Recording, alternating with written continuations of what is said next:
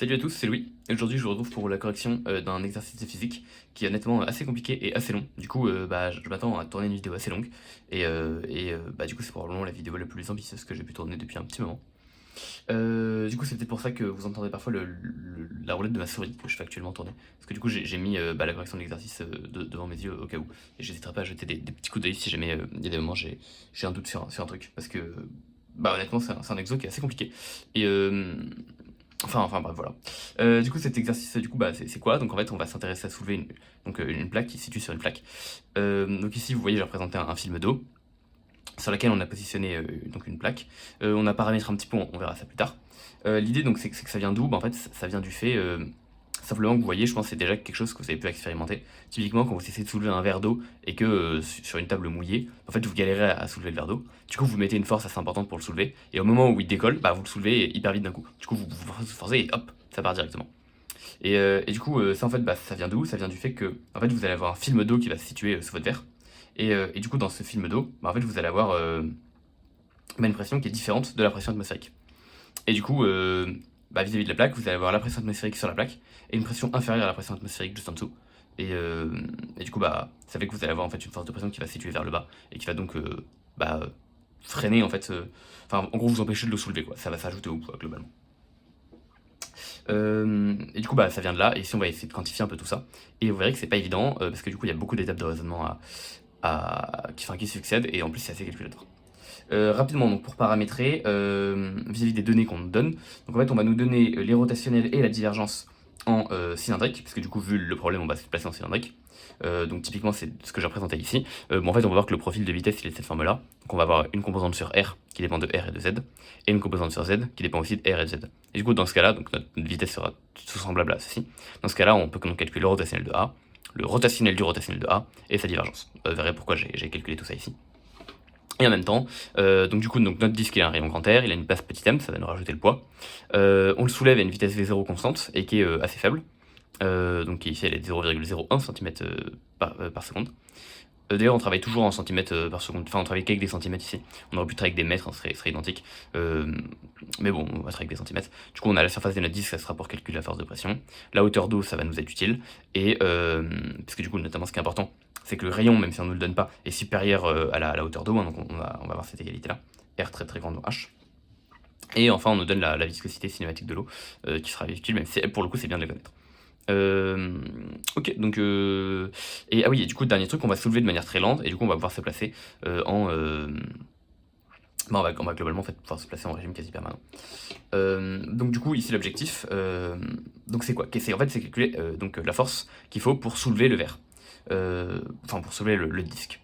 Donc globalement, en fait c'est simple, on va commencer par appliquer un PFD à notre disque. Donc je rédige pas forcément, si je vais rédiger entièrement. Donc notre système ça va être le disque, il a une masse petit m. On va se placer dans un référentiel qui va être galiléen. Donc c'est terrestre quoi globalement. Le bilan des forces qu'on va avoir, hop, bilan des forces. On va avoir le poids. Donc la force du poids, c'est mg. Il va falloir paramétrer vite fait, on va considérer deux axes. Puisqu'on se place en cylindrique, on va considérer l'axe R, qui va prendre en fait son centre au niveau du milieu de la plaque et qui va être dirigé vers l'extérieur. Et l'axe Z, qui va être dirigé vers le haut, et on n'a pas forcément besoin de... À la limite, on va dire que le 0, c'est ici, donc au niveau du sol. Et ici, donc cette hauteur-là, on va l'appeler H. Et comme elle varie en fonction du temps, on l'appellera H de t. Voilà. Donc du coup, notre poids, il va mgz, il va valoir... Enfin, du coup, il va mg, donc il va valoir moins mg uz. Hop. On va avoir du coup les forces de pression, donc on va avoir la force de l'opérateur évidemment, qui vaut du coup F hop, et qui va être orientée selon UZ. On s'attend à trouver sur une forme positive évidemment. Et enfin on va avoir donc les forces de pression. Et du coup, donc notre force de pression qu'on va appeler FP pour force de pression. Donc ça va être égal à quoi? Ça va être égal puisqu'on est donc selon Z. La force elle va être positive comme ceci. Donc on va avoir la force donc la pression en fait en bas moins la pression en haut. Et du coup, là, du coup, les forces de pression, il faut juste réfléchir au signe près. Et si vous avez la pression ou une force de pression positive selon UZ, donc on va appeler ça FP UZ. Et du coup, FP sera positif quand vous aurez une pression en bas supérieure. Et du coup, FP, ça va simplement être l'intégrale des forces de pression. Donc ça va être l'intégrale de 0 à R. Et du coup, bon, j'exprimerai ce que pour dire ds, ça vaut 2 pi r dr, parce qu'on se place en cylindrique. Donc ds, ça vaut 2 pi r dr. Et du coup, ici, on va avoir la pression en h de t, donc la pression en dessous, qui dépend aussi du coup de r et qui dépend du temps, moins donc la pression, enfin moins P0 quoi. Voilà. Hop. Et du coup, le problème évidemment qu'on voit, c'est qu'ici, donc on va utiliser donc la seconde loi de Newton. J'ai juste changé de page.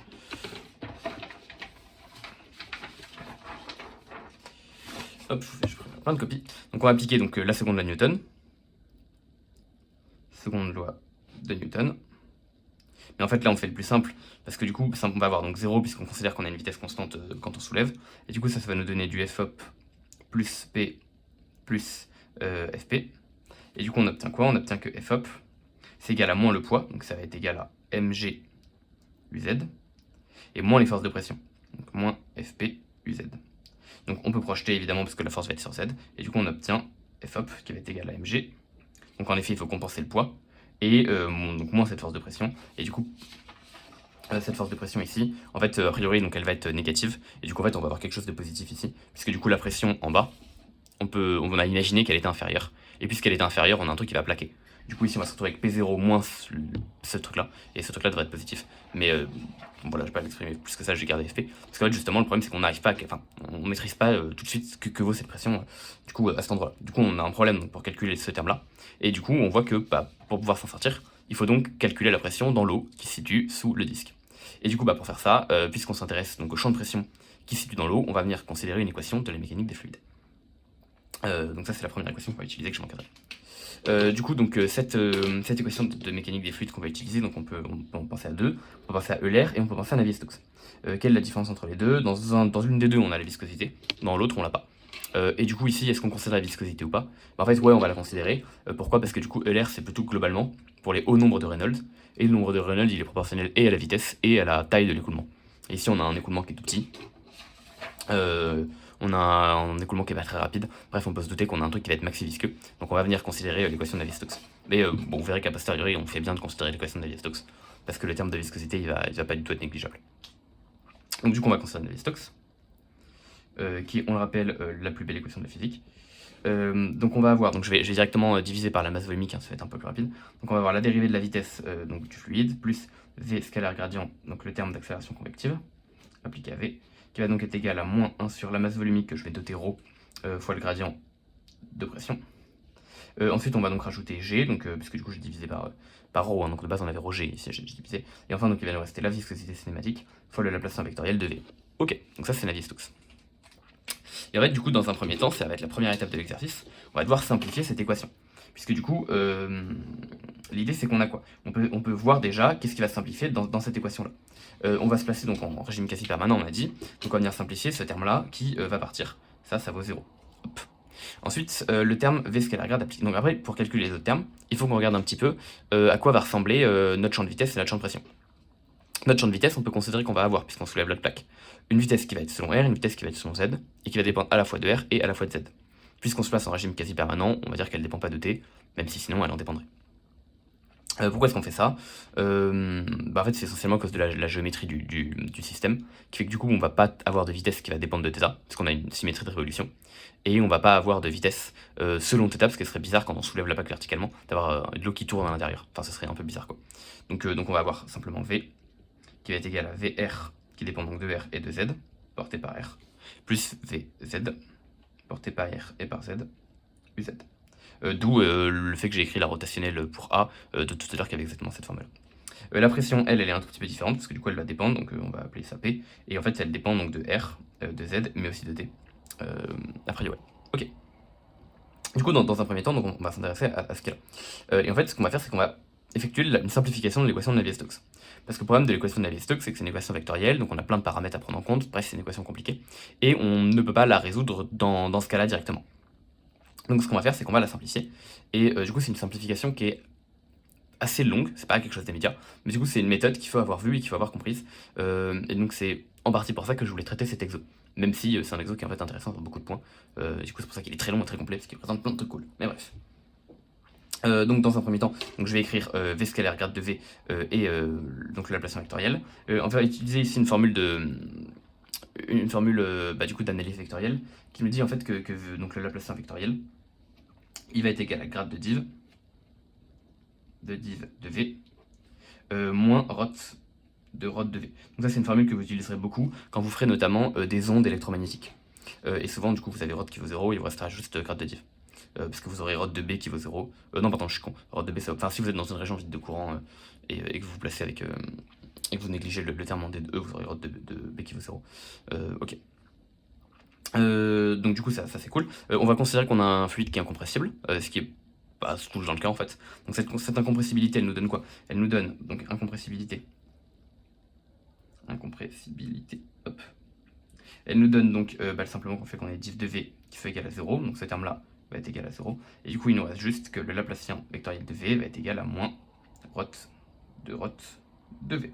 Ça tombe bien, ça on sait l'exprimer. De l'autre côté, donc on va avoir V scalaire grade de V, qu'on va donc pouvoir calculer. V scalaire grade appliqué à V. On rappelle donc qu'on a bien V qui a une composante à la fois sur R et à la fois sur Z. Donc on va avoir, quand on va venir faire scalaire gradient, des composantes à la fois donc en fait, de dérivées sur R et de dérivées sur Z. Et ensuite du coup on va venir dériver, donc en fait on va donc avoir le VR en fait fois la dérivée de R de V, plus Vz fois la dérivée de Z de V. Du coup on peut directement exprimer ça. Donc on va avoir ici VR fois la dérivée de VR par rapport à R, plus donc ici Vz fois la dérivée par rapport à R sur Z de R. Hop, donc ici je vais un... Bon je l'avais pas forcément, mais on obtient ça à la fin quoi.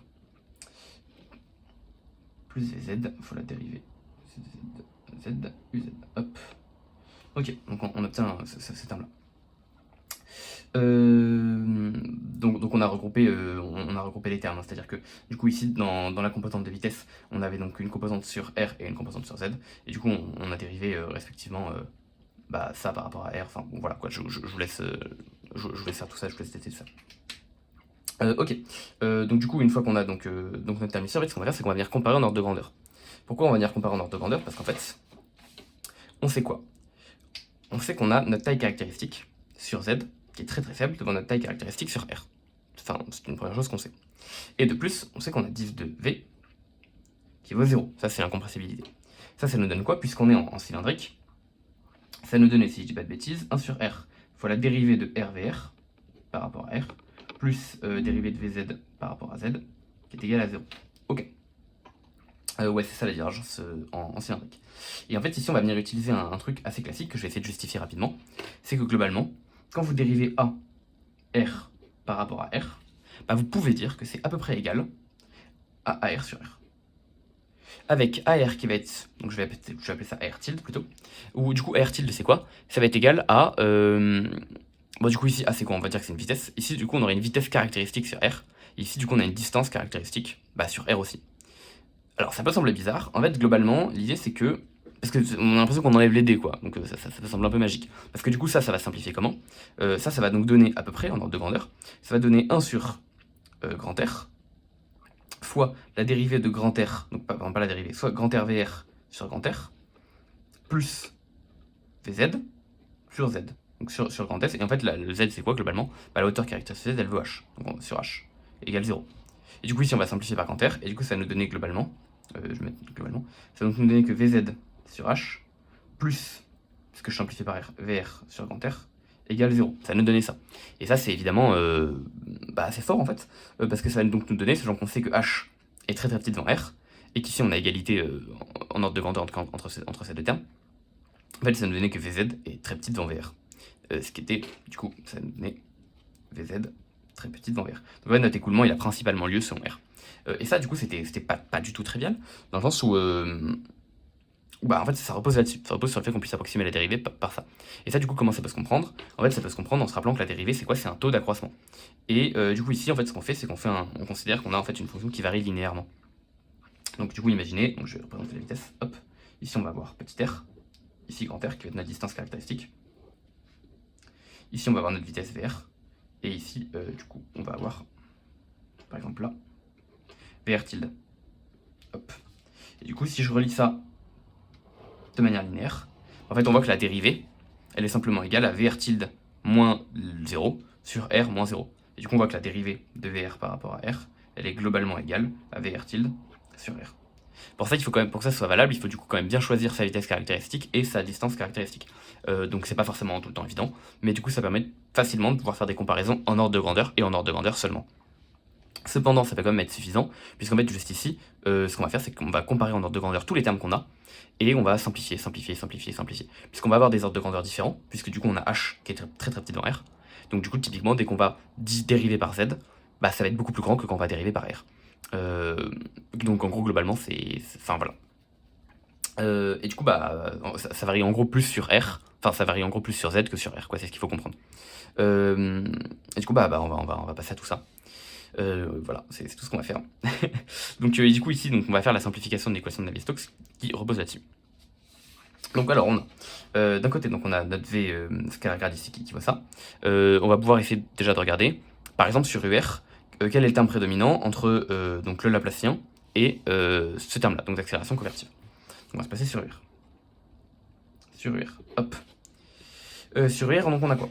Donc on a le Roth de Roth qui va valoir sur UR la dérivée par rapport à Z de AR sur Z moins AZ sur R. Donc on va avoir Laplacien de V qui va être globalement égal à un moins près. Mais en fait, Laplacien de V c'est moins Roth de Roth. Donc ici le moins il va dégager. Donc on va avoir AR sur Z carré. Donc ici on va avoir du VR sur H carré. Hop. Et ensuite on va soustraire VR sur Z fois R. Donc moins. Pardon, j'ai dit quoi? J'ai dit VZ sur grand R fois H. Donc on va voir ça. Et ça, du coup, en fait, c'est quoi? Et d'ailleurs, en fait, on va avoir un plus parce qu'on est en ordre de grandeur. Excusez-moi. On va mettre un plus parce qu'on est en ordre de grandeur. Du coup, ensuite, on voit que VZ sur H, qui est juste là-haut, c'est globalement égal à VR sur R. Et du coup, ici, on a... alors, attendez. Attendez, est-ce que je me suis pas gouré sur un truc? Je vais regarder quand même. Peut-être que j'ai pas commencé par le bon truc. Oui, non, pardon. Non, c'est juste qu'on n'a pas nos trucs qui sont en ordre de grandeur. Ouais, du coup, je pensais faire l'autre en premier. Mais du coup, ici, on a quoi? En fait, on a VR qui est plus grand que. Puisque du coup, ici, on a dit qu'on avait VR, hop, qui était plus grand que VZ. Et on a en même temps H qui est plus petit que R. Donc, si on a VR en haut, c'est mieux. Enfin, on sera plus grand. Et si on a H en bas, on sera plus petit.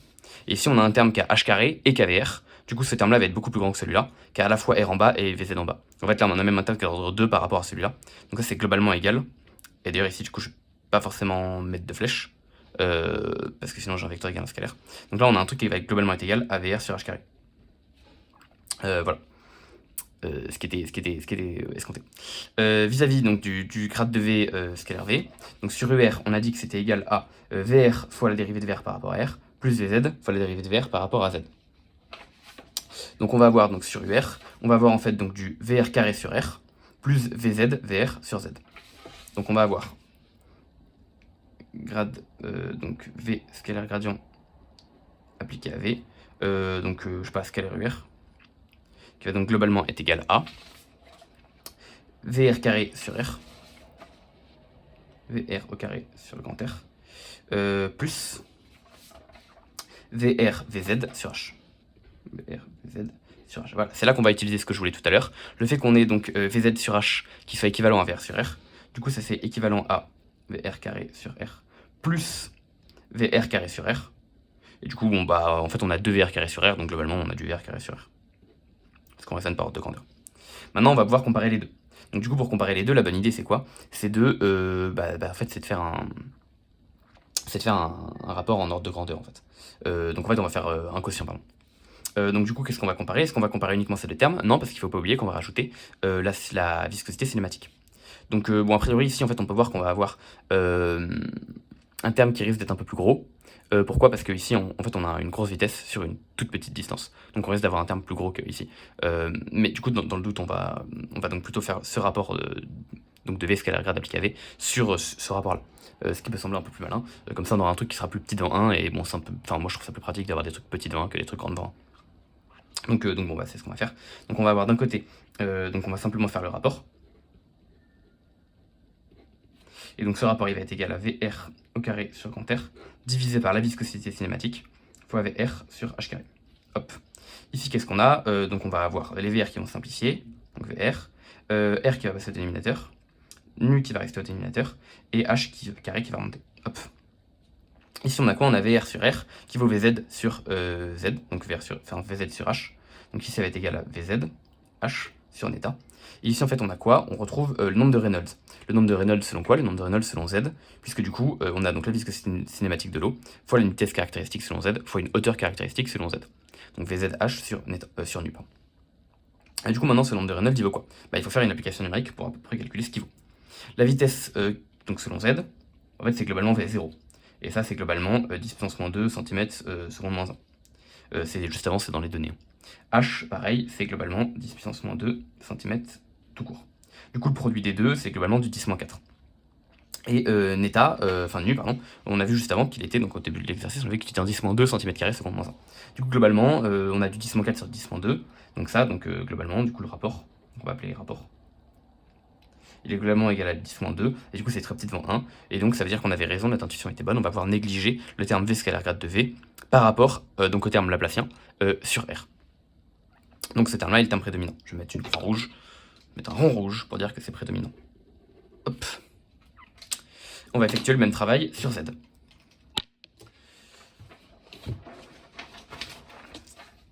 Donc sur Z, qu'est-ce qu'on a? Donc on va avoir Laplacien de V scalaire UZ qui va être égal à... donc ici on va réutiliser le Rod de Rod, sachant qu'on va mettre un moins devant. Mais du coup globalement on a quoi? On a 1 sur R, fois la dérivée par rapport à R, donc on a du R carré. Après on a des R ici, donc les R vont se simplifier, donc c'est comme si on avait que 1 sur R. On a du AR sur Z et AZ sur R. Donc on va avoir VR sur RZ.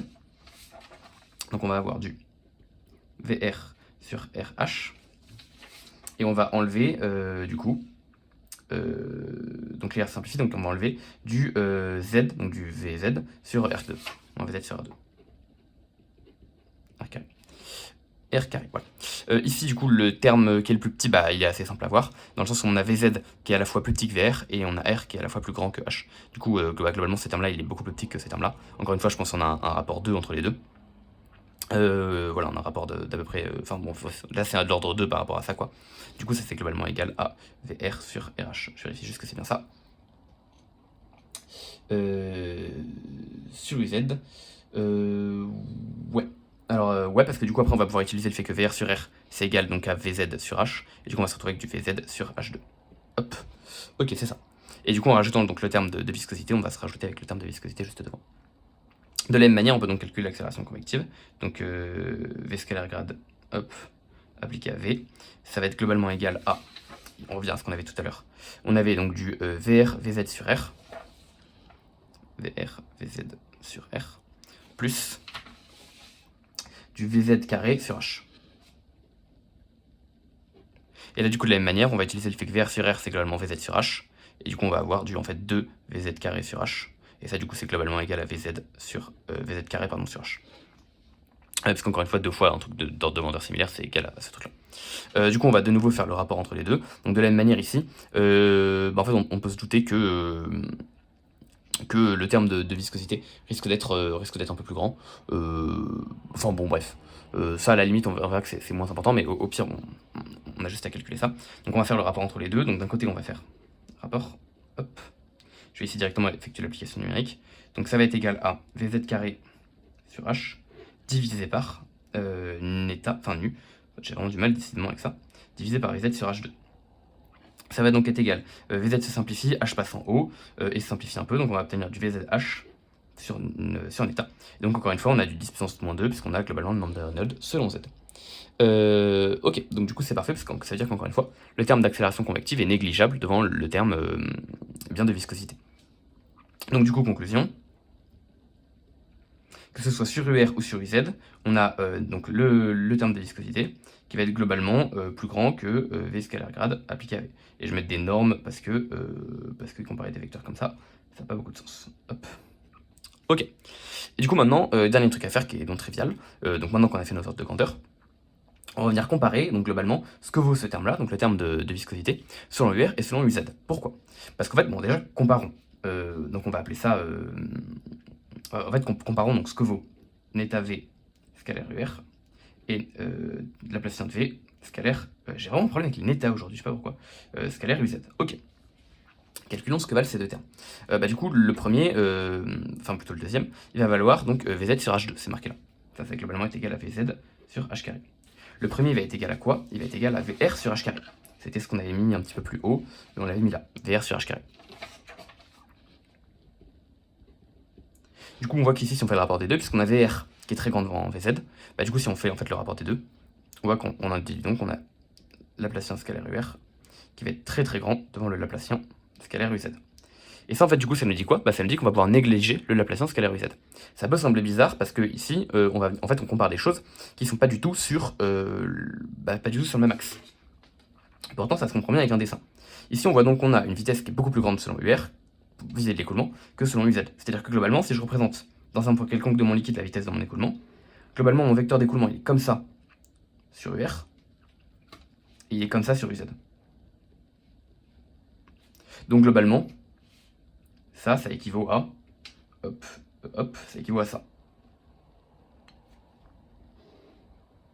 Merde, je suis un poil trop lent. Bon bref, en gros vous comprenez que globalement, notre vecteur vitesse ressemble à ça. Et du coup l'approximation qu'on va faire ici, c'est qu'on va venir négliger en fait le terme de viscosité selon Z, puisqu'en fait on va dire que globalement, cette pente elle est tellement peu inclinée, qu'on va dire qu'elle n'est pas inclinée du tout. Voilà. Vous voyez ici on peut représenter un angle. Bon en fait c'est l'angle que j'ai représenté là, l'angle alpha. Et on va dire que l'angle alpha est tellement petit que globalement il vaut 0. Ce qui est pas déconnant, et du coup ça va nous permettre de simplifier notre dernier terme. Donc à savoir que du coup on va en fait négliger ce terme là. Du coup on va pouvoir réécrire l'équation de Navier-Stokes en l'ayant simplifié. C'était en partie ce que je voulais montrer. Donc cette simplification simplifiée, hop, qui va donc nous faire du 0 avec un vecteur qui est égal à moins 1 sur ρ fois grade de P plus G. Et du coup plus uniquement donc le terme de viscosité selon R. Et du coup le terme de viscosité selon R, donc c'est moins ρ de ρ, donc ça va être moins ce terme là. Et dans ce terme là on a vu que le terme qui était prédominant c'était ce terme ici. Et du coup en fait il va simplement nous rester donc avec un moins devant, parce qu'on a moins ρ de ρ.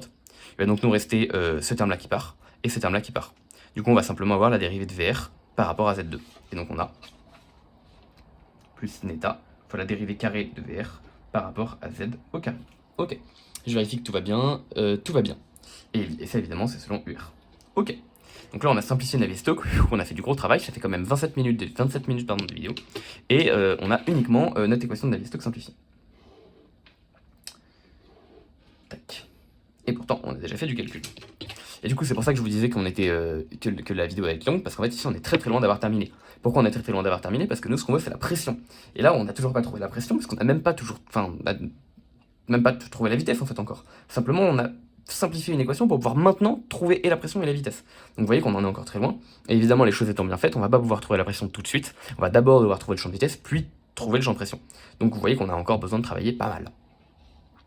Du coup, écoutez, on se lance. Donc comment est-ce qu'on fait ça? Donc maintenant, il faut résoudre cette équation.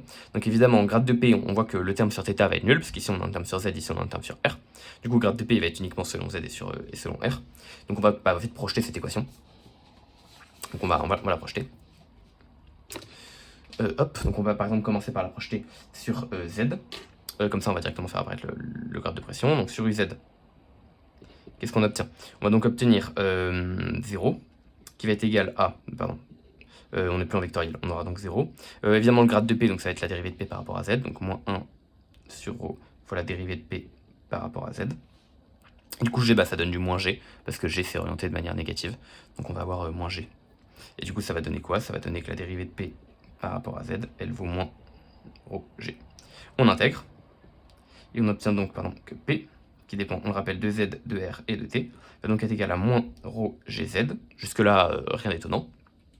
La pression sur Z, c'est la pression classique, plus une constante qu'on va appeler K. Et cette constante, elle dépend de quoi? En fait, elle dépend et de R et de T.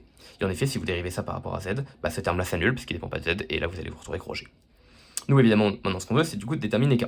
Donc une fois qu'on a déterminé ça, c'est la classique, on réinjecte dans notre équation. Donc c'est la méthode classique, hein. On intègre sur une composante, on réinjecte, on réintègre, on réinjecte, on réintègre, on réinjecte, c'est classique. Donc évidemment on va pas réintégrer ça sur Z, parce que on a déjà utilisé l'équation sur Z. Donc on va réinjecter ça dans l'équation sur R. L'équation sur R, elle nous donne quoi? Donc je vérifie juste qu'il n'y ait pas de dérivée bizarre avec le Laplacien, non c'est bon. Enfin je veux dire, parce qu'on s'y intègre, donc ça nous donnait 0, qui nous donnait moins la dérivée de P par rapport à R, plus neta, parce que du coup j'ai simplifié par ρ, donc le terme de viscosité est devenu neta. Fois dérivée de R sur dz2. Et en fait, ça, du coup, c'est quoi la dérivée de P par rapport à R? Bah, en fait, c'est la dérivée de K par rapport à R. Parce que du coup, ça, c'est égal à moins la dérivée de K par rapport à R, plus toujours, cette fois-ci, neta, fois la dérivée carrée de R sur dz2. Ok. Et du coup, ça, en fait, on va se le trimballer souvent, parce que du coup, nous, maintenant, ce qu'on va faire, c'est qu'on va venir intégrer donc cette composante-là. Donc ça, on va se le trimballer souvent, et du coup, cette dérivée de P par rapport à R, bah, en fait, je vais l'appeler de manière très honteuse, je vais l'appeler P'. Donc c'est bon, voilà, c'est une notation qui peut porter à confusion, parce que P', ça pourrait aussi être la dérivée de P par rapport à T, mais bon, on va appeler ça P', pour les calculs, ce sera plus simple. Donc on va obtenir quoi? On va obtenir qu'on a la dérivée carrée de VR par rapport à dz2, qui est simplement donc égale à P' fois neta. P' sur neta, pardon. Hop. P' sur neta. Et du coup, bah, ce qu'on va faire, c'est qu'on va intégrer cette merde. Et du coup, bah, pour intégrer ça, on a ici quelque chose qui, en fait, une dérivée seconde qui est constante, parce que ça dépend pas de z. Et du coup, ça va s'intégrer en VR, donc qui dépend évidemment de R de z. Donc ça va nous donner qu'on va avoir du 1 sur 2 neta P'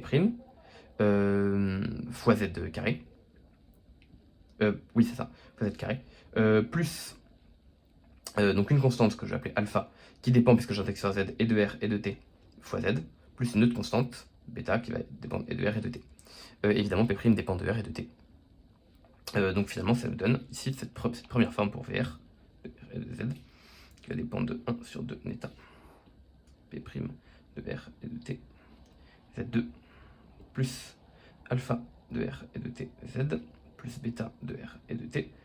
Hop. Il est donc intéressant de noter que et bêta et alpha et P' dépendent de R et de T. Pourtant, V de R n'en dépend pas. On pourrait imaginer qu'on ait des simplifications. Donc voilà. Hop. Je vais du coup en même temps vérifier qu'on a la bonne forme. Et on a la bonne forme. C'est parfait. On est content. Hop là. Ok, maintenant qu'est-ce qu'on fait avec ce truc-là? Bah, on va venir chercher les conditions limites pour exprimer alpha et bêta. Donc ici, les conditions limites, c'est quoi? On a un liquide qui est visqueux. Donc le liquide visqueux, c'est classique, il adhère à l'obstacle. Il ne glisse pas sur l'obstacle comme le liquide parfait, il y adhère. Quelle est la différence entre les deux? Imaginez donc que vous ayez un sol comme ça, et ici un liquide qui est en écoulement. S'il glisse sur l'obstacle, vous allez simplement avoir que la vitesse tangentielle est nulle. C'est-à-dire qu'en gros, enfin voilà, vous avez la vitesse tangentielle qui est nulle. A l'inverse, ici, il adhère à l'obstacle, du coup, on n'a pas uniquement annulation de la composante tangentielle, on a annulation eh bien de la vitesse tout court. Donc en fait, on va avoir VR qui va valoir 0 sur les obstacles. Et du coup, ici, des obstacles, on en a deux. Donc en fait, parce qu'on a à la fois le sol et le disque. Du coup, sur le sol, bah, la vitesse du sol bouge pas, puisque, enfin, oui, à la fois la vitesse du sol bouge pas, mais surtout le sol ne bouge pas. Du coup, sa vitesse est nulle, c'est plutôt ça qu'il fallait dire. Et du coup, bah, on va voir que pour tout air, la vitesse du fluide en 0, bah, elle vaut 0. Donc les conditions limites, c'est à L. Ça nous donnait quoi? Ça nous donnait que VR, donc en R est 0, bah, il vaut 0. Et ça, c'est pour tout R. Ok. La deuxième condition limite qu'on va voir, bah, c'est du coup en H. On va appeler ça H de t, parce que du coup, ça dépend du temps. R, H de t. Et ça, du coup, c'est quoi? Bah, c'est simplement égal. Et d'ailleurs, je vais mettre vecteur. Et ça, du coup, c'est quoi? Et ça, bah, du coup, bah, ça va être égal. Oui, parce que ça, du coup, tout ça, c'est porté par UR, hein, évidemment. Et donc ça, du coup, bah, ça va être quoi? Bah ça va être simplement égal à V0, en fait. Enfin, pardon. Là, j'ai parlé de la vitesse selon R. J'ai parlé de la vitesse tout court. Et en fait, la vitesse tout court, elle est égale à V0. Puisque du coup, notre fluide, bah, il adhère à l'obstacle, en fait. Ça, c'est pour tout R. Et du coup, le truc de V0, donc ça, V0, c'est quoi? C'est la vitesse de la plaque, hein, si on se souvient bien, c'était marqué là. Hop. Et du coup, donc ça va être égal à V0. En fait, c'est V0 UZ. Puisque V0 est porté par Z.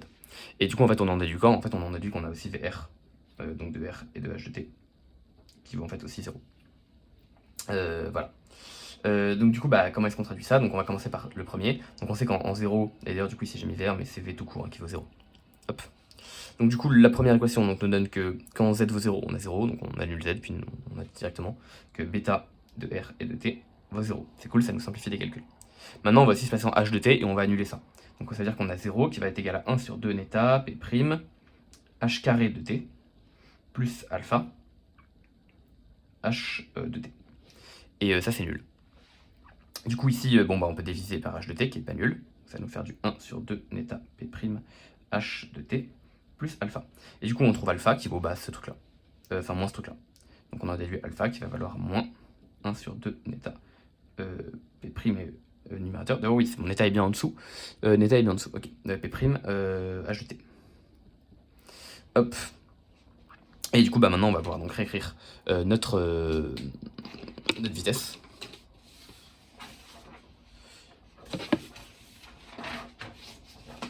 Puisqu'on a donc exprimé toutes nos conditions limites, on va donc pouvoir écrire de la vitesse sur R, qui va donc dépendre à la fois de R, à la fois de Z. Et du coup, cette vitesse sur R, elle va être égale à quoi? Elle va être égale à 1 sur 2 neta, donc fois P', facteur 2, Z carré moins H de T. Moins Z H de T, pardon. Ok, parce que du coup alpha vaut donc 1 sur 2 neta P' fois H de T, donc c'est ce qu'on a là. Et donc on peut factoriser par 1 sur 2 neta P'. Ok, nickel. On a notre vitesse sur R, donc c'est cool. Nous, on veut déterminer notre champ de vitesse. Du coup, là, on a que notre vitesse sur R et on veut déterminer notre vitesse tout court. Du coup, pour déterminer la vitesse tout court, qu'est-ce qu'il nous manque? Il nous manque évidemment la vitesse sur Z. D'ailleurs, en fait, je réalise que ça, on pourrait dire que ça dépend du temps, en fait, depuis tout à l'heure. Parce que HTT, enfin bon, bref, c'est pas très important. Mais en vrai, je pense que cette vitesse-là dépend du temps et que tout ce qui était avant, ça dépendait du temps. Juste, on considère que ça dépend très peu du temps. Et du coup, comme ça dépend très peu du temps, on a quand même la dérivée de V par rapport au temps qui vaut 0. Mais sinon, c'est plutôt logique que ça dépend du temps, en fait. D'où le fait qu'ici, on a une dépendance à HTT. Ok. Du coup, maintenant, on va donc chercher à calculer VZ. Du coup, que vaut VZ? Du coup, pour faire ça, sachant qu'on a VR, en fait, on a une équation qui donne directement VR en fonction de VZ. Cette équation, c'est quoi? C'est div de V égale 0. Cette équation, donc c'est l'équation de la compressibilité, elle va être très utile ici, puisque du coup, ça va nous donner... donc, je vérifie juste qu'on n'ait pas de 1 sur R comme on a une divergence. Et je pense qu'on en a une. Ouais, on en a une, exactement. Donc ça va nous donner quoi? Ça va nous donner qu'on a donc on va être 0, qui va être égal à 1 sur R, hop, fois la dérivée de R VR par rapport à R, plus la dérivée de VZ par rapport à Z qui vaut 0. Voilà. Et du coup, ici, on a donc la dérivée de VZ qui va apparaître. Donc la dérivée de VZ par rapport à Z, ça va être quoi? En fait, ça va être égal à moins 1 sur R fois la dérivée de RVR par rapport à R. RVR, du coup, c'est quoi? C'est ce truc-là. Et donc, quand on dérive ça par rapport à R, ça va donc nous donner qu'on va avoir moins 1,5 de neta R, donc neta sur R, fois la dérivée par rapport à R, parce qu'on a pu sortir du coup le moins 1,5 de neta, qui était évidemment, qui était évidemment indépendant de R. On va avoir ici la dérivée de RP'. Pourquoi? Parce que P' dépend de R, on oublie que c'est P' de R et de T. Hop. Et on va ici avoir du Z carré moins H de TZ, qui est évidemment indépendant de R. On a uniquement la dérivée de ce terme. Et du coup, maintenant, on va pouvoir intégrer, et donc ça va être simplement nous donner, en intégrant, on a VZ, qui va être égal à, et d'ailleurs VZ, on va noter ce qui dépend, il dépend de R, de Z, et du coup aussi de T, c'est my bad, j'ai oublié tout à l'heure. Donc on va simplement intégrer ça par rapport à Z. Du coup on voit qu'ici, donc ce terme-là est considéré ici comme étant constant quand on intègre, et du coup on va avoir un terme en Z cube et un terme en Z carré, et une constante. Donc on a évidemment ce terme-là, donc moins 1,5 de neta R, il faut la dérivée par rapport à R de R, P' de R et de T, c'est compliqué, facteur 2 Z cube sur 3, plus, moins du coup, H de T, facteur de Z carré sur 2, et enfin on va donc rajouter une fonction, donc je vais appeler f de R et de T, qui va être la fonction d'intégration. Ok. Du coup maintenant on va réutiliser notre condition aux limites, puisque du coup on sait qu'on a donc en 0, simplement on a V de Z qui vaut 0, parce que du coup on a notre fluide qui adhère à l'obstacle, et du coup on peut annuler cette fonction. Et donc on va obtenir finalement V de Z, de R, de Z et de T, qui va être égal à moins 1,5 neta R, hop, voilà, dérivée par rapport à R, de R, P', de R et de T, facteur de Z cube sur 3, donc c'est bien moche comme expression, moins H de T, Z carré sur 2. Ok, donc on peut être fier de nous parce qu'on a calculé plein de trucs bien. Mais en fait c'est pas fini, et on se rend compte que c'est pas fini parce que maintenant qu'on a calculé notre champ de vitesse, puisque du coup on a EVR et VZ, en fait on se rend compte qu'il faut encore calculer notre champ de pression. Mais on va pouvoir s'en sortir du coup parce que maintenant dans Navier-Stokes, la pression c'est notre dernière inconnue. Puisqu'on connaît, on connaît tout. Et enfin, après seulement, il faudra encore qu'on intègre, parce que du coup, on aura encore donc, la force de pression à calculer. Donc on voit qu'on n'a vraiment pas terminé, et ça fait déjà 40 minutes qu'on travaille. Donc on n'est vraiment pas au bout de nos peines. Du coup, ici, on voit qu'on a utilisé donc, une de nos deux conditions limites pour calculer le fait que cette fonction-là s'annule. En fait, on peut utiliser une deuxième condition limite pour calculer en fait, ce qui est au milieu. Cette deuxième condition limite qu'on va calculer, c'est le fait qu'on a de nouveau notre vitesse qui adhère à l'obstacle, et donc le fait qu'on ait en fait V0 qu'on va situer en H de T. Et ce qui est cool, c'est qu'ici, qu'on va se placer en H de T, on va avoir du H de T au cube et du H de T au cube. Du coup, c'est cool, on va pouvoir faire ce qu'on veut. Donc la deuxième condition limite, donc c'est AL, j'ai utilisé la première ici, donc c'est le fait qu'on ait Vz de R0 et T qui soit égal à 0, et enfin le fait qu'on ait Vz de R H de T et T qui soit égal à V0. Ok, ça va donc nous donner quoi? Ça va nous donner V0 qui va être égal à moins 1 sur 2 neta R fois la dérivée par rapport à R de Rp', de R et de T. Ok, et là-dedans, donc on va avoir du h cube sur 3 moins h cube sur 2. Du coup, ça va me faire de h cube sur 6, si je dis pas de bêtises, et ça va faire moins h cube sur 6. Du coup, le 6 fois 2, ça va faire 12, et là, on va avoir un plus. On va avoir du moins h cube de t sur 6. Ok. Et du coup, ici, bah, on va pouvoir exprimer donc, ce que vaut en fait cette dérivée. Puisque du coup, ça va donc nous donner que la dérivée par rapport à R de Rp', de R et de T, ça va donc être égal à V0, 12 V0, fois neta fois R sur h cube de T. Je vérifie juste que c'est bien ça. J'ai du 12 neta V0R, h cube de T, 12 neta V0R, h cube de T. C'est nickel. Ce qu'on peut donc intégrer. Par rapport à R. Non mais quand je vous dis que cet exercice était long, je ne rigolais pas. Donc ici on a du R, donc ça va nous faire du R carré sur 2, on a 12, ça va simplifier, donc il va nous rester du 6V0 neta R carré sur h cube de T. Et donc il nous restait une fonction en plus. Cette fonction en plus, on va l'appeler phi, et puisqu'on attaque par rapport à R, phi a priori dépend de Z et dépend de T. Sauf que est-ce que cette phi peut dépendre de Z? Bon, de toute façon, phi va s'annuler.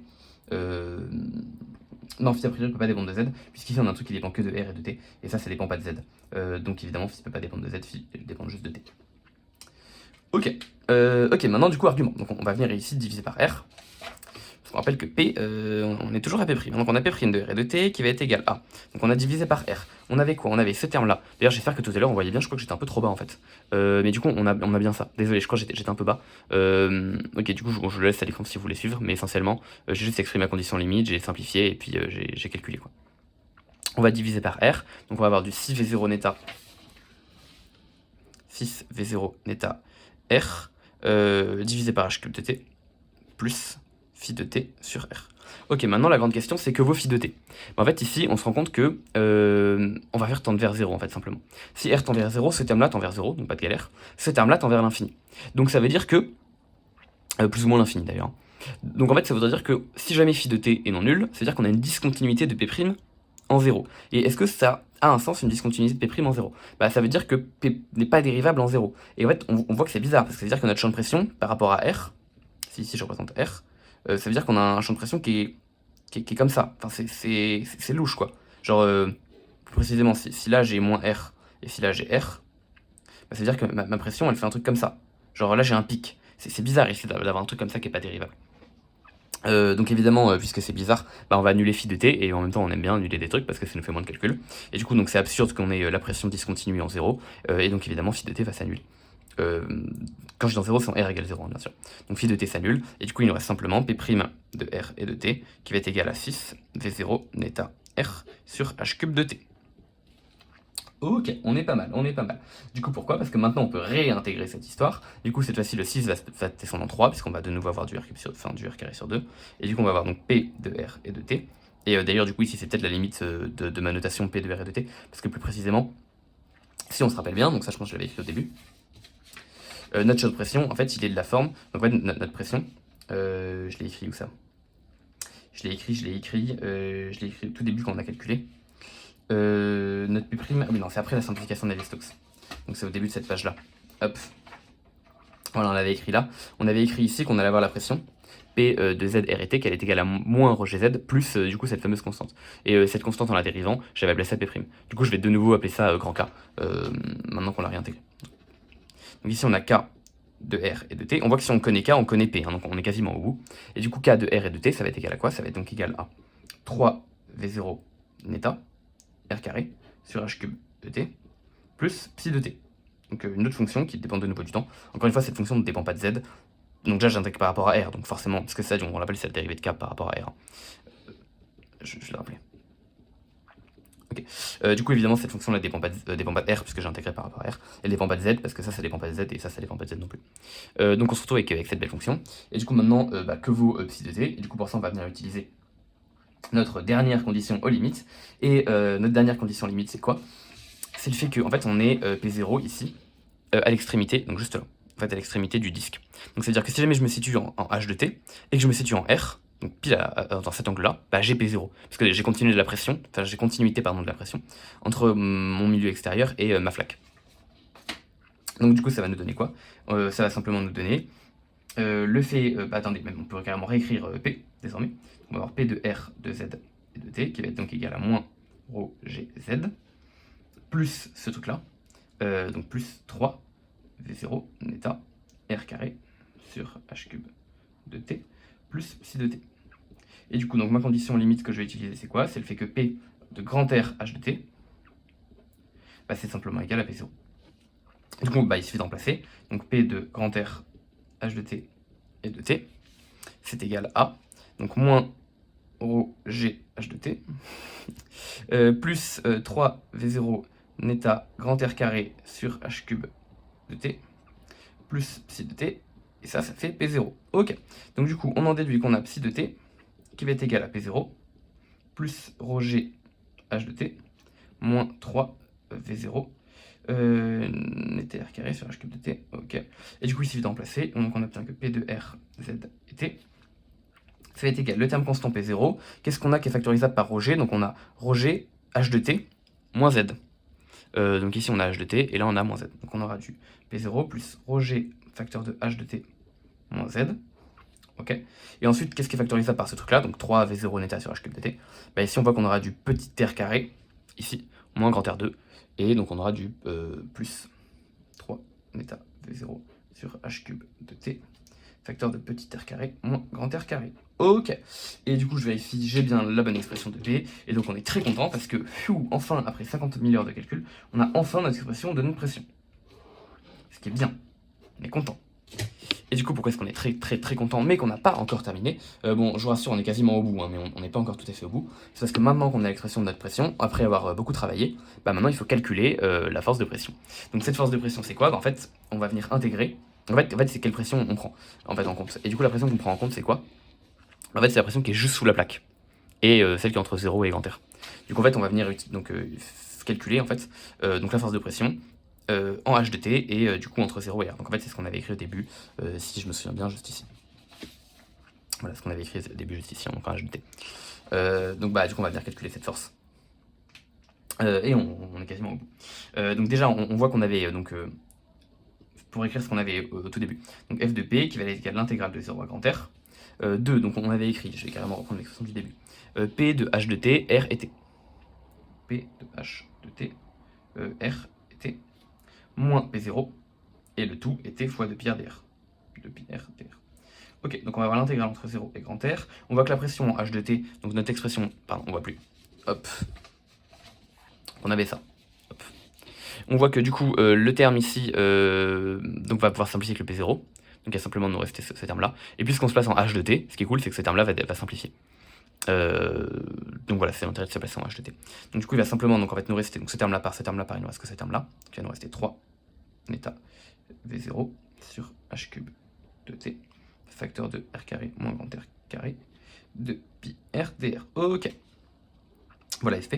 Et rapidement, on peut voir, est-ce que FP va être plutôt positive, est-ce que FP va être plutôt négative? On se rappelle que ça, c'est donc le terme qui est orienté selon plus UZ, et a priori, puisque R est plutôt inférieur à grand R, et que tout le reste est positif, bah on a une intégrale en fait d'un truc qui est négatif, ou nul, et du coup, bah on a une intégrale qui est négative, donc ça c'est inférieur à 0, donc on est très content. On a bien une force de pression qui est orientée vers le bas, et qui empêche du coup le fait qu'on puisse soulever la plaque. Donc ça c'est très cohérent, donc on est tout à fait content. Ok, bah du coup maintenant il ne reste plus qu'à calculer ça, donc je vais écrire l'intégrale de l'autre côté, puis on va la calculer.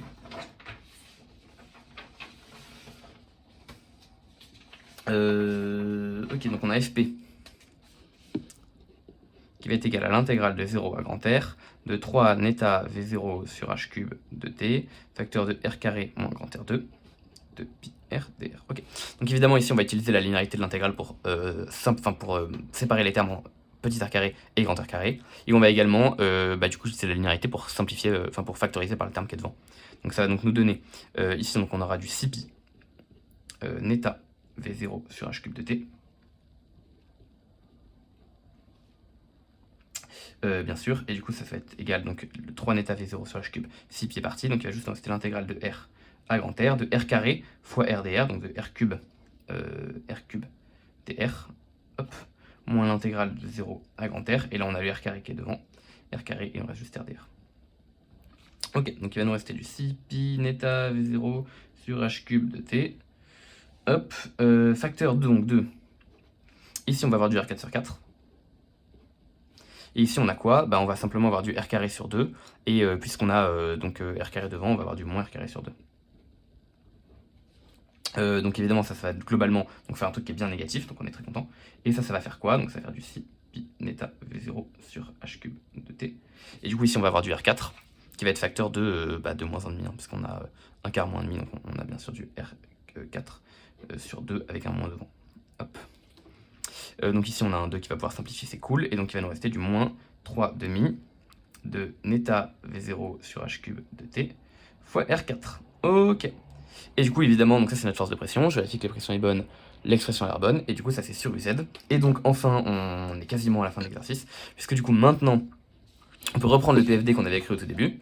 Le PFD qu'on avait écrit au tout début, on rappelle qu'il était juste ici, ça nous donnait donc que la force opérateur c'est égal au poids moins la force de pression. Et cette force de pression est donc négative, donc on va obtenir un truc finalement positif. Et donc enfin on obtient que la force de pression, ça va valoir donc le poids de notre plaque mg plus 3,5 neta de V0 de R4 et d'H cube de T. Et donc évidemment cette force dépend du temps, puisque bien la pression qui est donc, sous la plaque dépend du temps. C'était long, évidemment, donc c'est selon UZ, hein, donc évidemment on a F hop, qui est égal à F hop UZ. C'est bien positif, donc on a bien une force, et c'est évidemment plus grand que le poids, d'ailleurs, on pourra noter. Donc c'est bien, on a une force supplémentaire à ajouter, et cette force, on peut voir qu'elle est a priori, en fait on peut voir qu'elle dépend de plein de trucs, et bon je sais pas si je vérifie forcément que c'est cohérent, mais on peut voir, enfin bon bref, je vais pas forcément le faire plus que ça, mais en tout cas on a bien un truc qui est positif, donc on est évidemment content. Ok, donc je vais réécrire ça. Et donc F hop, ça va être égal à mg plus 3,5 de neta V0 R4 sur H cube de T. Du coup, on a quoi? On a un truc qui est clairement pas trivial. On a un truc qui est vraiment pas trivial. D'ailleurs, peut-être je vais vérifier que c'est homogène rapidement. Puisque j'aime bien vérifier que les trucs sont homogènes. Donc évidemment, mg c'est une force, donc bien sûr que c'est homogène. En ce qui concerne ce qu'il y a là-dedans, donc neta, alors je me souviens plus forcément par cœur de la dimension de ce truc-là, donc je vais recalculer tout ça. Je sais que neta fois Laplacien de V, c'est évidemment une force volumique, puisque du coup ça apparaît dans la Navier-Stokes, et que dans la Navier-Stokes on a des forces volumiques. Du coup une force c'est ML2, c'est MLT-2, mais comme on est en volumique on divise par L cube. Donc on va avoir du ML-2T-2, si je me trompe pas. Et du coup puisque le Laplacien de V, et donc ça c'est égal à neta fois Laplacien de V, et puisque, donc en dimension, donc je vais faire des normes, et enfin techniquement c'est crochet, ouais, bon, bref, voilà. Et hop, comme ça je me ferai pas taper dessus. Et ensuite du coup la dimension de la norme de Laplacien de V, c'est simplement égal donc à une vitesse dérivée deux fois. Donc une vitesse, donc on va avoir du t-1 et l-1. Hop. Donc ça veut dire que du coup j'ai la dimension de neta qui va être égale à du m l-2 t-2 divisé par du l-1 l-1 t-1, et donc il va nous rester du m l-1 t-1. Ok. Ok. Du coup ensuite je multiplie ça. Déjà on a du R4 sur H4. Donc on va venir multiplier par une distance. Donc tout ça, ça va être égal à du mt-1, et ensuite on multiplie par une vitesse, et donc on a bien du mlt-2. Donc cette expression-là est homogène. À une force, on sonne des forces, on est très content. Donc cette expression est homogène, on peut l'entourer. On va même noter que c'est homogène, et oui, c'est homogène. Donc qu'est-ce qu'on est content d'avoir un truc homogène à la fin, après 54 minutes de calcul. Et donc du coup ça achève plus ou moins l'exercice, parce qu'on a calculé la force qu'il fallait pour soulever une plaque. Cette force elle est bel et bien supérieure à la force du poids, comme on pouvait s'y attendre avec une analyse qualitative de quand je soulève un verre sur une flaque d'eau, je galère. Et surtout on voit qu'on a un exercice qui est compliqué et qui est vraiment pas trivial. Qu'est-ce que je voulais présenter dans cet exercice, que je vais essayer de reprendre rapidement, faire un rapide récap. Déjà, si je devais récapituler l'exercice, quelle était la méthode? Dans un premier temps, on a vu que, avec toutes les valeurs qu'on nous donnait, donc un énoncé assez chargé, on a vu qu'avec tout ce qu'on nous donnait, ça revenait essentiellement à faire un PFD. Ce truc-là, on a pu le voir, parce que on nous demande une force, enfin bref, c'est plutôt logique, et on voit qu'on va avoir des forces de pression qui vont agir. Le problème, c'est que dans le PFD qu'on a écrit juste ici, on voit qu'on a des forces de pression qui apparaissent, et que ces forces de pression, pour les calculer, il nous faut la pression sous la plaque. Pour calculer la pression sous la plaque, la bonne idée, c'est donc d'utiliser Navier-Stokes et pas Euler, puisqu'ici on va avoir un terme de cinématique, de viscosité à prendre en compte, puisqu'on a évidemment un écoulement qui va être petit et lent. donc une petite taille caractéristique. De toute façon, on a calculé le nombre de Norredolds, on a vu qu'il était petit. Et que de toute manière, comme on a vu que le terme de viscosité était prédominant par rapport au terme d'accélération convective, on a vraiment eu raison de prendre Navier-Stokes et de ne pas prendre Euler. Sinon, on aurait pu directement prendre Euler et simplement comparer les deux termes d'accélération convective. On a vu qu'on a essentiellement donc raisonné sur des ordres de grandeur en utilisant donc quelques équations. Ici, on raisonne de manière assez bourrine en fait, c'est-à-dire qu'on va utiliser toutes les équations qu'on connaît et on calcule. On utilise une équation pour calculer un truc qu'on réinjecte et si on fait ça proprement, on peut faire ça dans à peu près n'importe quel ordre, ça va marcher. Vous avez 50 équations, vous avez autant d'inconnus, donc vous pouvez résoudre, ça marchera. Et ici, on avait deux équations avec Navier-Stokes, une troisième équation avec la divergence, et une fois qu'on a simplifié Navier-Stokes, juste là, on voit qu'on a assez d'inconnus, je pense, parce qu'on aura deux inconnus, on a un inconnu sur P, et on a deux inconnus sur V, puisque du coup on a la vitesse selon R, et la vitesse selon Z. Et du coup, Navier-Stokes nous donne deux équations, une sur R et une sur Z. L'incompressibilité nous donne une troisième, et du coup on a bien trois équations, trois inconnus, donc on peut résoudre. Il suffit juste de bourriner, et il suffit juste d'être clair dans les calculs, c'est-à-dire quand on intègre, de bien préciser qui dépend de quoi, et typiquement quand vous intégrez sur Z, de bien rajouter une constante d'intégration qui dépend et de R et de T. Et évidemment être bien pour les conditions limites, mais bon, ça marchera. Ok, bon, en tout cas, du coup, une fois qu'on avait Navier-Stokes, Navier-Stokes était trop pas pratique à utiliser, donc il fallait la simplifier. Pour ça, on a utilisé une première approximation, qui était donc de dire que la dérivée d'un truc par rapport à R, c'est égal à ce truc caractéristique sur la distance caractéristique. C'est un truc qui est non trivial, mais que du coup on a pu faire ici pour comparer des termes. D'abord sur R, donc on a pu comparer sur R quel est le terme prédominant, la viscosité. Donc pour ça on fait le rapport. Et on n'oublie pas le mu, enfin le nu ici, très important de ne pas l'oublier. On fait la même chose sur Z, hop. Ensuite, une fois qu'on a ça, on peut comparer les termes et sur R et sur Z. Du coup, on le rappelle, ça revient à approximer un truc légèrement pentu par un truc pas pentu du tout. Toc. Donc ça revient à dire que alpha vaut 0. C'est valable quand on a un truc qui est beaucoup plus grand que l'autre, ce qui est le cas ici, après comparaison. Du coup, cette équation de Navier-Stokes simplifiée, maintenant on peut calculer avec. Et du coup, voilà, on a trois inconnus, P, V, R, V, Z, et on a trois équations, deux de Navier-Stokes et une de l'incompressibilité. Du coup, il suffit de bourriner. Donc on exprime Navier-Stokes, on trouve un truc, puis on réinjecte, puis on intègre, et puis on utilise les conditions limites, et puis on réinjecte, et puis voilà. Donc avec la première, ça nous permet de trouver une expression de P et une constante. En utilisant cette fois-ci Navier-Stokes, on trouve la vitesse sur R. Avec les conditions limites, on trouve réellement notre vitesse sur R. Avec ensuite l'incompressibilité, on peut trouver la vitesse sur Z, hop, et du coup après une fois qu'on a ça, il suffit juste d'intégrer ce qu'il faut, puisque du coup on a utilisé les deux Navier-Stokes et l'incompressibilité. Du coup il suffit donc juste là on a toutes les expressions qu'il nous faut, donc il suffit juste d'intégrer ce truc là, enfin d'intégrer, non parce qu'on l'a déjà intégré, mais du coup de pouvoir exprimer des conditions limites, puisque c'est les dernières équations qui vont nous manquer en fait. Les dernières conditions qui vont nous manquer.